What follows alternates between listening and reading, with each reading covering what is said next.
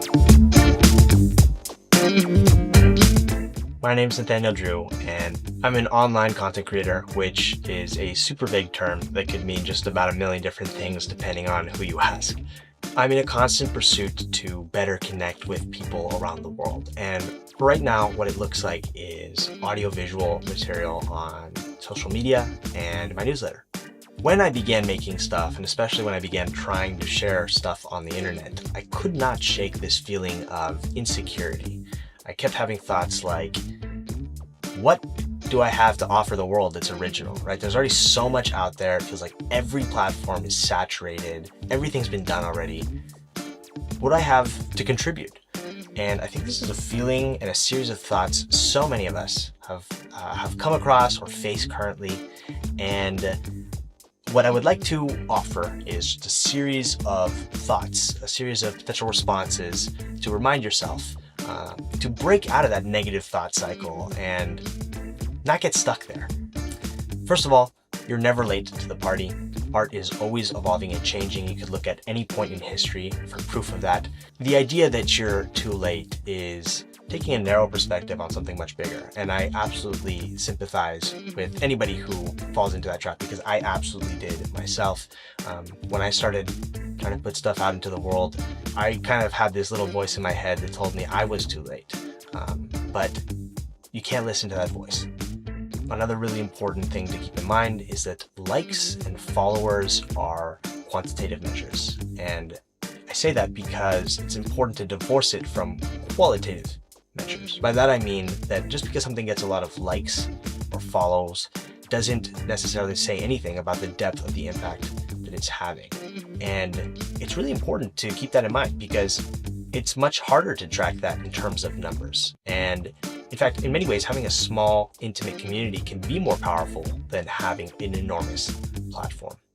Finally, it's really important to mention this. No person in the history of all of humanity has the exact same combination of personal life experiences, conversations with other people, memories, shower thoughts, etc.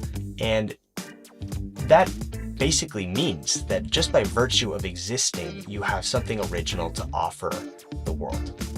Really just briefly touching on criticism, I think if you put stuff out there for long enough, inevitably you will have to encounter very real criticism from other people out in the world. It is a fact of life that you cannot please everybody, and the more quickly you can learn and understand that and accept that, the less you're going to drive yourself absolutely crazy.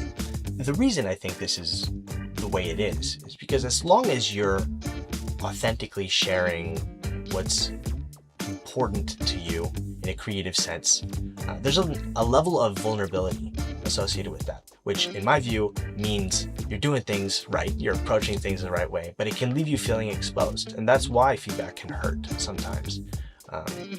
And just keeping that in mind can help, I think, in so many ways to stay the course and understand that, you know what, this is okay, this is normal. In fact, I think whenever something is really popular and doesn't seem to receive much criticism, it's gotta be so bland that it's not really saying anything. And it's another thing to just keep in mind. Art, one of the most beautiful things about art is that it can move people, it can challenge ideas, and simply because of that, you always run the risk of encountering criticism. Everybody's journey looks different, and it is scary to leap into the unknown. That's an inevitable truth, I think. But there are a few things that you can do to give yourself better odds. It is my belief that you already have that voice within yourself. It's not about finding it, it's about developing skills and the tools to better listen to that voice and gain better access to it.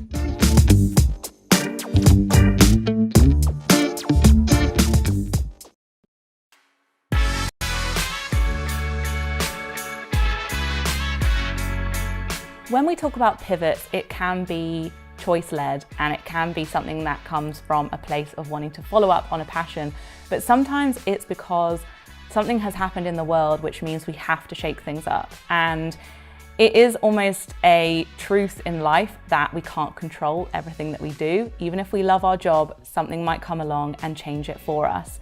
So even during COVID, people have had to pivot. they've had to change up their businesses, offer new things, change their skills. And actually, if anything, pivoting is a lifelong skill that we will have no matter what happens externally. The first step here is really looking at where we're at and what we might want to change. And it's so easy for time to pass, for years to go by and to look up and not really notice that the time has gone.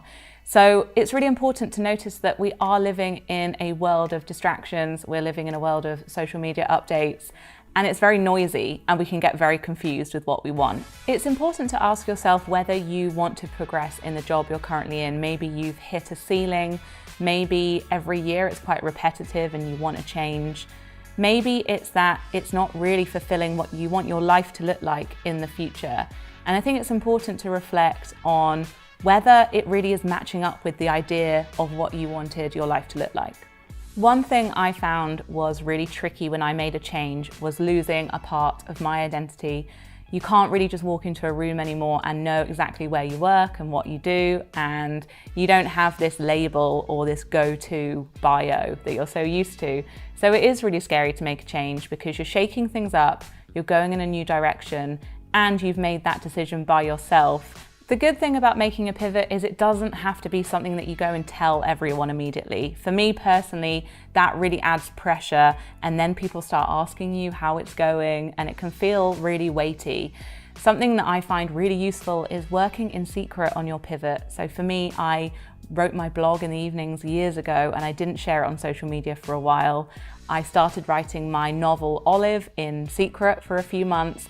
And also with my podcast, I started recording the audio in the evenings just for fun, just to practice. So take the pressure off, start small, and you don't have to tell anyone just yet. It's really helpful to realize what skills you might be missing from your job, or things that you wish you were doing or you used to be doing and you're not doing anymore. For me personally, I remember working in a role where my job was to write for a certain brand at an agency, and then I got promoted and I wasn't writing anymore. I realized that I was really missing that, and I was missing that skill and that part of the job. Sometimes that can happen. You can kind of pivot out of the thing that you love doing. So this exercise is going to be getting back to what you are missing, what you want more of, and how we can kind of pinpoint that and really zone in on it. When we're talking about pivoting, sometimes you might be wanting to pivot into a completely new area, and that might feel really daunting at first. But you have to remember that you have so many skills already. You won't be starting from scratch. You have so many soft skills. These are the skills to concentrate on. These are the skills that will be transferable. Things like public speaking or networking, or your organization skills or your visual skills. You might be watching this and thinking you're not sure what your pivot might be, or what you even enjoy, or what you want to move towards. It's really important to pick up on really small clues.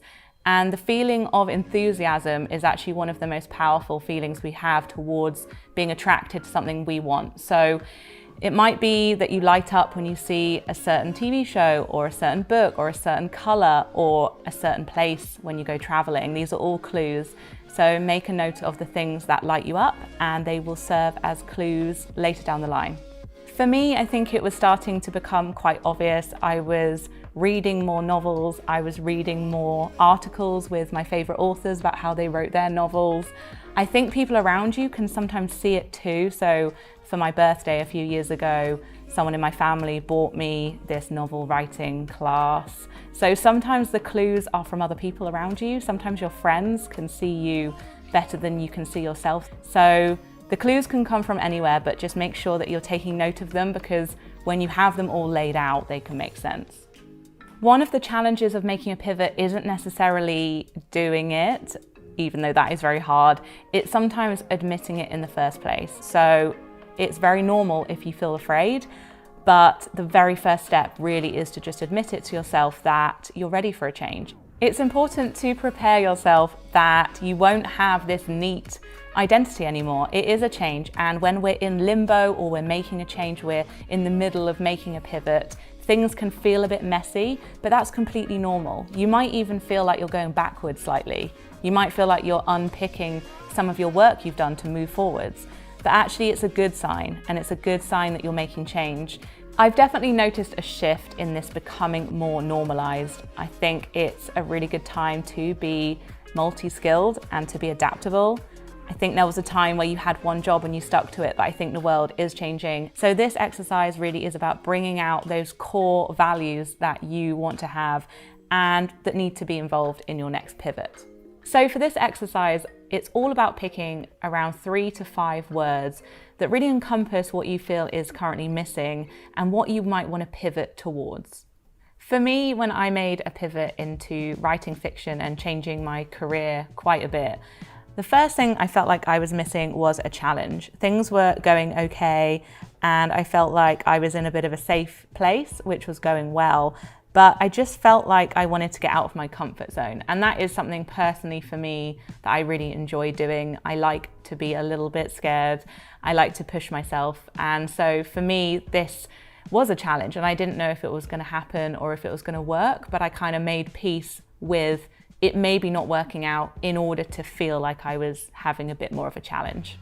The second one would be creativity. I felt like I was writing my non-fiction books, which I really enjoyed, but they were quite limiting in terms of writing about a topic that I knew about. But with fiction, it just opened this whole new world of creativity, because you can talk about topics you don't know a lot about, you can create characters to say things that you would never say, and you can create a world that you don't live in. And for me, that was a huge part of wanting to do it. The third one was adventure. And this was to do with the fact that in order to make the pivot happen, I had to, again, get out of my comfort zone, but more physically. I had to take myself away. I went to cafes, I went and stayed by the sea. I took some time away at the weekends, and this was outside of work time, but I wanted to make the space to have an adventure. And not only did I write the book or start writing it, but I took myself away and saw a bit more of the world, or I saw more experiences. So I kind of got more out of it than just the work itself. One word that I have decided not to use anymore with myself or other people is the word should, because it sort of insinuates that we should be doing things with our lives when actually who made that rule in the first place? Should is a bit of a society pressure thing. So if you feel like you should be making more money or you should be doing a certain type of job, then that's not really what this exercise is about. It's more about going inside and thinking, what do you actually want to do? Aside from all of the confusing messages of social media, outside of your family's expectations. This is really just about focusing on those really simple things that will bring you more joy. So when you have your words, you might have 2, 3, 4, 5, take them and then go a little bit deeper and kind of unpick them and work out what that actually means in practical terms. So for me, challenge meant sending a scary email to someone, reaching out to someone maybe for advice, or someone in your network who might be able to help you. You know, this is something that is scary. People don't really like reaching out to people and asking for things. It's hard. It was also learning a new skill. It was going and taking classes, and it was saying no to a social thing on a weekend, and it was sacrificing my time. Again, scary and a challenge. With creativity, it meant opening myself up to following new people online. It meant getting out of my comfort zone in terms of reading new books and reading books that I hadn't read before, or buying new novels online that I felt like would help me with my craft. So it was sort of branching out of my comfort zone in terms of creativity. And with adventure, that meant booking a staycation.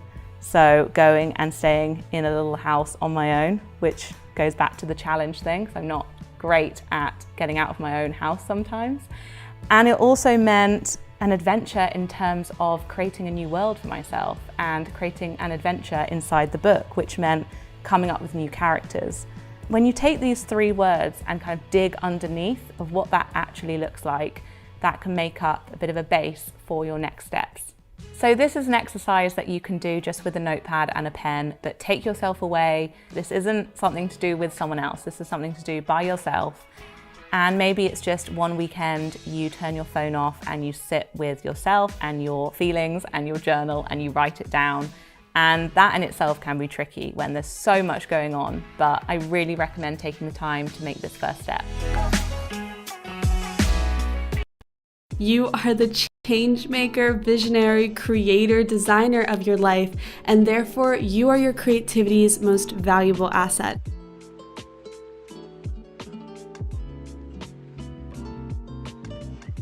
I want to start with a little thing I like to call superpowers and kryptonites. These are your strengths and weaknesses, and first we're going to start with superpowers. This is really crucial because knowing our strengths, knowing what gets us going, what inspires us, what heals us, is something that we want to be proactive when building the foundational structure of our workflow and our process. And so this first exercise is going to be exploring what that is for you. One of the things I think is really important is that utilizing your superpowers. When we are pursuing any type of project, we want to try to be pursuing something that is new. A little bit new, a lot of new, but it keeps us engaged, it keeps us interested, and it keeps us wanting to dig deeper and dive more into the process, and that includes in our strengths and weaknesses. Ultimately, by identifying our superpowers and our kryptonites, we are allowing ourselves to set reasonable deadlines and expectations within our process that accommodates us and accommodates our strengths and weaknesses. It is not a failure or a bad thing to look at the weaker parts of our creative selves and acknowledge and understand and accommodate those needs. The awesome thing about superpowers is that this is like the secret element, okay guys? Your superpower does not have to be one technique or skill. You can have a bunch of superpowers. It can be you have this cool ability of laying a backsplash in your kitchen. I cannot do that, by the way. I'm hopeless with most things home improvement. Or it can be how you talk to your kids at night before bed. Your superpowers are endless, they're amazing, and they're plentiful. Whether you're just starting this quote-unquote creative journey where you think you are, know that your whole life has been building you up full of different superpowers and strengths that you have, and we want to uncover that today. Our first step is just going to be making a list. I recommend a bulleted list, something simple, but if you want to take it further and write pages, if you want to write a few words, it's up to you. You get out of this process what you put into it. So together, superpower, knowing when to pause. Together we can write down our processes, and I actually have mine here in my little notebook, so I'm actually going to share a couple with you when you're ready. So feel free to pause this part of the segment and come back, or get a little inspiration from me. It's okay to brag, guys. You're awesome. So let it out, write all your things down. Here are just a few that came up for me. Anything to do with writing feels like a calming and natural skill. I enjoy checking off daily to-do list items, and to-do lists tend to make me feel a little less stressed. I focus best when listening to instrumental score or non-lyrical music. I've discovered that I work best in the early morning before my day job begins. I enjoy speaking and presenting. You guys have seen that. I love being empathetic and focusing on storytelling in everything that I do. Mental health related projects really drive me and make me feel connected to community. I learn best about my craft when teaching it. Hello, Skillshare. I am great at Photoshop, and I love making little doodles to illustrate my posts or stories, and I think this is great for adding my personal touch to all types of projects. As you write these down, I just want to give you a few more reminders. When we hide or sabotage our superpowers, it probably means we're comparing. And guys, comparison does not just rob joy, it kills creativity. When we compare ourselves to others, when we doubt our superpowers that deep down we know we really have, all we're doing is getting in our own way. And this is totally okay and normal. I am the queen of getting in my own way. I constantly need reassurance, but honestly, the reassurance starts with me. And so by acknowledging our superpowers, we're gonna really be able to hone in on not just a process, but really great kick butt ideas that are going to really aid you in ideating in the future and knowing what drives you. And remember, knowing what drives us is the thing that keeps us going. So take the time you need to do this exercise. Do not lean into comparison. Comparison will rob you of your progress. Now we want to identify and write down our kryptonites. This is super important because this is going to help us build a more structured process, one that accommodates deadlines differently, expectations differently, and even will help us define success differently. Writing down weaknesses is not in of itself a weakness. You are not defining yourself by these points. You are acknowledging them, and acknowledging them is the first step towards progress and change. So if that's the case, why would we build a process without acknowledging these truths? It's gonna be hard, it's gonna be uncomfortable, but you have what it takes within you to do this, and know that it's temporary. Most things in life are temporary, including personality needs or physical needs or emotional needs or technical needs. So please know that this is not defining truths about who you are. Same could be said for your superpowers. Your superpowers are going to evolve and change and strengthen and weaken. It's part of the human experience. So we're going to take some time and write that down. And guys, I just want to remind you that this also includes any mental health, emotional, or triggers that you might have. I have a lot of triggers as someone with multiple mental health conditions, and the faster I came to terms with defining what those needs are, the stronger I became in my health, which is going to propel what I am in my creative self. So don't be ashamed of writing down some things that you might need that someone else might not need. This is for you, it's for your eyes only, and it's only going to benefit you in the process. And who knows, it might spark new ideas for projects or conversations to help someone else. I'm gonna read a few of my Kryptonites, and you can do this with me. You can pause, you can come back, you can get inspired by this whenever you're ready, but here I go. So, number 1 is I can easily get overstimulated in environments that are too loud, distracting, and sensory driven. Number 2, my anxiety often increases at night, so working in the mornings or daytime is best.